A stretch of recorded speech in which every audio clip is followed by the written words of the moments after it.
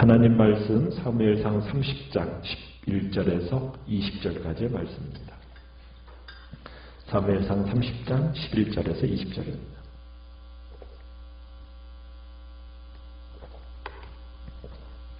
사무엘상 30장 11절입니다. 무리가 들에서 애굽 사람 하나를 만나 그를 다윗에게로 데려다가 떡을 주어 먹게 하며 물을 마시게 하고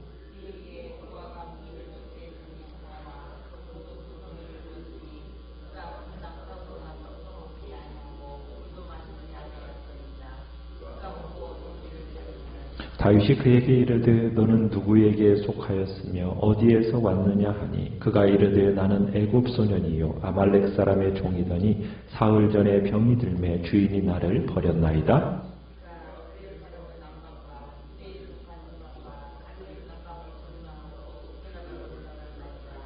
다윗이 그에게 이르되 내가 나를 그 군대로 인도하겠느냐 하니 그가 이르되 당신이 나를 죽이지도 아니하고 내 주인의 수중에 넘기지도 아니하겠다고 하나님의 이름으로 내게 맹세하소서. 그리하면 내가 당신을 그 군대로 인도하리이다 하니라.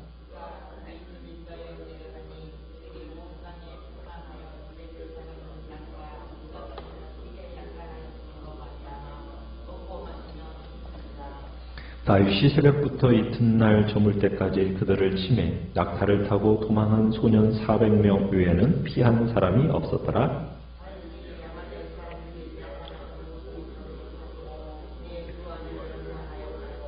그들이 약탈하였던 것 곧 무리의 자녀들이나 빼앗겼던 것은 크고 작은 것을 막론하고 아무것도 잃은 것이 없이 모두 다윗이 도로 찾아왔고 다윗이 또 양떼와 소떼를 다 되찾았더니 무리가 그 가축들을 앞에 몰고 가며 이르되 이는 다윗의 전리품이라 하였더라. 아멘.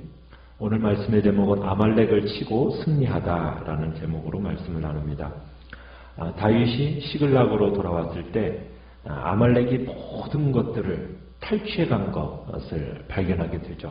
그리고 하나님의 응답을 받은 다윗이 이제 하나님이 주신 명확한 메시지를 따라서 지치고 비통에 잠긴 병사들을 이끌고서는 아말렉을 추격하기 시작합니다. 다윗이 이제 그들을 분발하게 해가지고 남쪽으로 계속 진군을 감행하는데 약 24km 정도를 힘겹게 갔을 때 부솔신에 도착하게 됩니다. 그 지점에 이르니까 약 3분의 1가량에 해당되는 200명의 부하들이 더 이상 갈 수 없을 만큼 탈진하게 되어버리죠.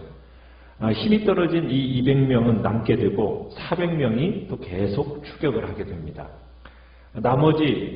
다윗과 나머지 400명이 이제 그들을 남겨두고서는 시내를 건너서 황량한 사막 지역으로 더 깊숙이 들어갑니다. 근데 참 시간이 지나가면 지나갈수록 점점 헛수고라는 생각이 강하게 들었을 것 같습니다. 다윗의 군대는 어쨌든 계속 남서쪽으로 이제 진군하던 중에 한 사람을 발견하게 됩니다. 반쯤 죽은 채 버려진 애굽 사람 하나를 발견하게 돼요. 이 병든 애굽 소년은 지금 복수의 길을 가고 있는 이 지친 이스라엘 군인들이 자신을 자비롭게 돌봐줄 거다 이런 생각 전혀 기대하지 않았을 겁니다. 그런데 이 다윗의 군대가 이 소년을 병든 거의 반쯤 죽은 이 소년을 보고서는 유면하거나 귀찮아하지 않습니다. 오히려 극진히 돌봐줍니다. 다윗 일행이 지금 사흘 동안 아무것도 먹지 않았고 마시지도 못해서 지금 기진맥진한 애굽인 그에게 떡을 주어 먹게 하고 물을 마시게 하고 무화과뭉치에서 떼어낸 그 덩이 하나와 또 건포도 2송이를 주면서 이 사람을 애굽 사람을 기력을 회복시켜 주는 거예요. 그러면서 이 다윗이 이 사람을 통해서 아말렉 사람들의 동향에 대한 정보를 얻게 되는 겁니다. 알고 보니 이 사람은 누구였던 겁니까? 애굽인으로서 아말렉 사람들의 노예였던 거예요. 그런데 사흘 전에 병이 들으니까 이 병이 들었다고 사막에 죽도록 그냥 내버려 둔 거예요. 버려진 것이었어요. 그러면서 이 애굽 사람이 이제 아말렉 사람들이 행한 일을 이제 알려주죠. 그렛 사람의 남방, 유다 속에 속한 지방, 갈렙 지방을 침노했고 시글락을 불살랐다. 이렇게 고백을 합니다. 그러니까 다윗이 드디어 이제 아말렉 사람들을 상대로 싸워 이길 실마리를 찾게 된 겁니다. 이제 다윗에게서 보살핌을 받아서 이제 살아난 이 애굽인이 은혜에 보답하려는 그 마음에 그들에게 이제 아말렉들의 거처를 알려줍니다. 병든 이 애굽인이 귀찮다고, 이 노예가 귀찮다고 버려졌는데 이들은 지금 어디로 가고 있었냐면 자신들만의 승리의 축제를 벌일 장소로 지금 가던 길이었던 거예요. 그리고 이 애굽 소녀는 그들이 가는 길이 어디였는지, 어디로 가는지를 정확하게 알고 있었고, 그리고 이 애굽 소년이 다윗의 부대들을 그리로 인도합니다. 도착해 보니까 땅거미가 내리는 시간이었어요. 잔치는 최고조에 달해 있었죠. 아말렉인들이 먹고 마시고 춤추면서 정말 야단법석입니다. 잔치가 정말 그 시글락과 다른 여러 마을에서 막 탈취한 물건들을 가지고 노력해온 음식, 음료들을 가지고서는 잔치를 벌인 거예요. 그렇게 흥청망청하면서 이렇게 이제 마시고 놀고 춤추고 있는 그들을 다윗과 400명의 군사들이 칩니다. 그러니까 지금 이 사람들은, 이 아말렉인들은 약탈한 곳에서부터 멀리 떨어져 왔다라고 생각하기 때문에 보초도 안 세운 거예요. 그러니까 이제 다윗과 400명들이 이제 흥청망청하면서 놀고 있는 그들을 치게 됐는데, 지쳐서 잠이 든 새벽 시간에 이 아말렉 진영을 기습을 하는 겁니다. 새벽부터 다음날 저녁까지 필사적으로 싸워가지고 이 대승을 거두게 됩니다. 17절에 보면은 이렇게 표현을 하고 있어요. 낙타를 타고 도망한 소년 400명 외에는 피한 사람이 없었더라. 자, 이 기록을 보면은 이 군대의 규모가 적지 않은 규모인 겁니다. 매우 큰 규모였다라는 것을 우리가 알 수 있어요. 그러니까 벌써 400명이라는 사람이 낙타를 타고 도망할 정도였다면 그 군대가 어느 정도였는가? 하나님의 도움으로 지금 다윗이 아말렉 사람들을 거의 멸절시키다시피 했다라는 것을 우리가 알 수 있는 겁니다.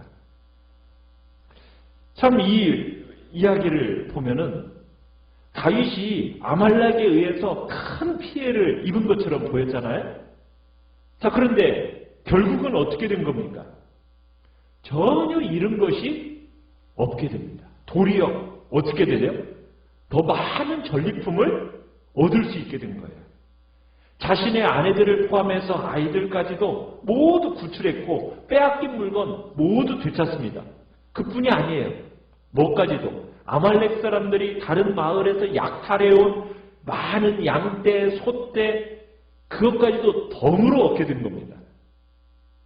모든 사람, 모든 물건 다 되찾은 이 부하들이 이제 다윗과 부하들이 의기양양하게 이제 돌아가게 되는데 불과 얼마 전까지만 해도 어땠습니까? 풀이 죽어서 비탄에 차서 분노에 차서 막 다윗을 돌로 쳐 죽이겠다고 했던 사람들이 이제는 기쁨에 겨워서 제정신이 아니에요. 얼마 전까지만 해도 다윗을 죽이려고 했던 그 사람 부하들이 이제는 다윗을 우러러보기 시작하는 겁니다. 그러면서 모든 것을 다윗의 공로로 돌리면서 큰 소리로 20절에 뭐라고 외치고 있습니까? 이는 다윗의 절품이라 이렇게 외치고 있는 거예요. 다윗이 이 전쟁을 통해서 왕이 되는 데 있어서 꼭 필요했던 정치적인 자금, 그 상당 부분이 충당되어졌음을 우리가 보게 돼요. 우리는 이 아말렉, 우리는 여기서 하나님께서 이스라엘 역사 가운데서 참으로 이어져 오고 있는 이 아말렉과 이스라엘을 어떤 관계로 딱 규정하셨습니까? 모세 때부터 시작해가지고 원수로 딱 규정을 해놓으셨어요. 그리고 진멸하라고 명령을 하셨었거든요. 사울에게 하나님께서 진멸하라고 말씀을 하셨는데 사울이 그 말에 순종을 안 했었죠. 그런데 다윗을 통해서 지금 거의 진멸하다시피 그 일을 진행하신 겁니다. 이 사건 이후로는 아말렉 사람들에 대해서 한동안 듣지를 못하게 돼요. 그리고 세월이 많이 지난 후 히스기야 시대에 이르러서야 이들이 다시 모습을 드러내게 됩니다. 그러니까 다윗은 사울이 하지 못했던 일을 해내게 된 거예요. 사울이 순종하지 못함으로 발생했던 이 일을 이제 다윗이 순종함으로 하나님의 뜻을 이루게 된 계기가 된 거죠.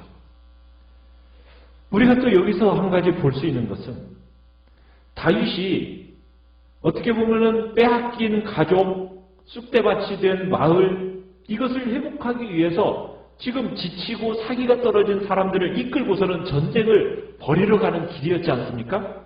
그런데 그 길을 가다가 누구를 만납니까? 쓰러져 죽어가고 있는 애굽인이에요. 종이에요.